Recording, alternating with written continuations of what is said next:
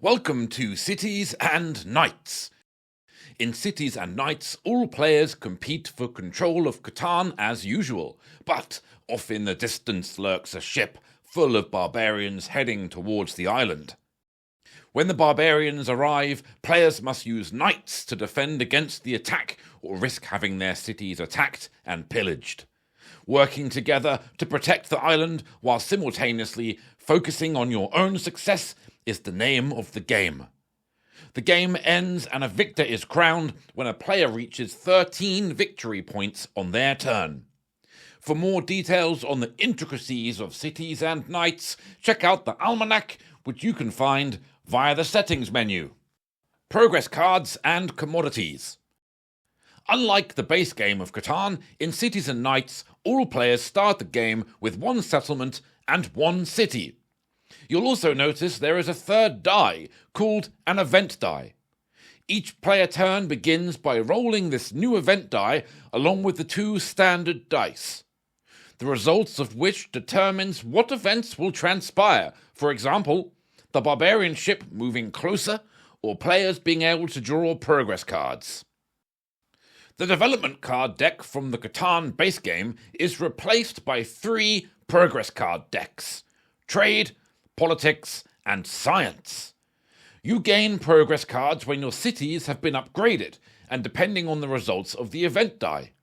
The more you upgrade, the higher the chance you will be able to draw progress cards, each providing the player with a perk. For example, the Engineer card permits a player to build a city wall at no cost.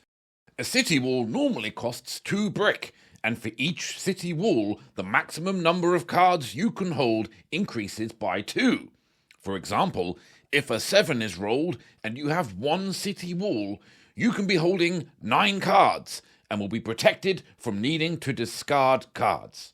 However, if at the time you are holding 10 cards, you will still need to discard half of your total cards.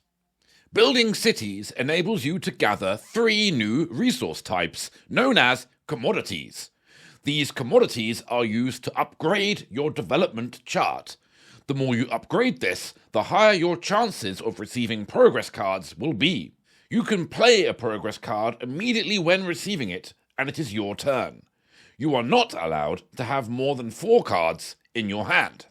The new commodities are paper, which come from forest hexes, coin, which come from mountain hexes, and cloth, which come from pasture hexes. You gain 1 resource and 1 commodity from a city adjacent to forest, mountain, or pasture hexes.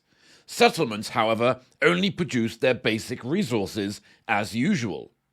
There is no longer a largest army award, but you will be able to get additional victory points by getting the Defender of Catan award for fighting off the Barbarians.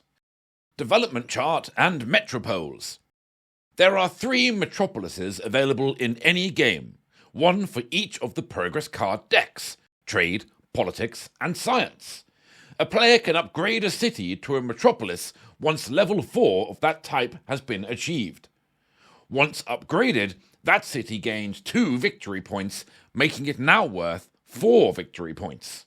A city with a metropolis attached is invulnerable to barbarian attacks. Before upgrading to a metropolis while progressing through your development chart, at the 3rd level of each area, you gain a special ability that you keep for the remainder of the game. These abilities are: Trade. You may trade any commodity at the 2-for-1 rate. Politics.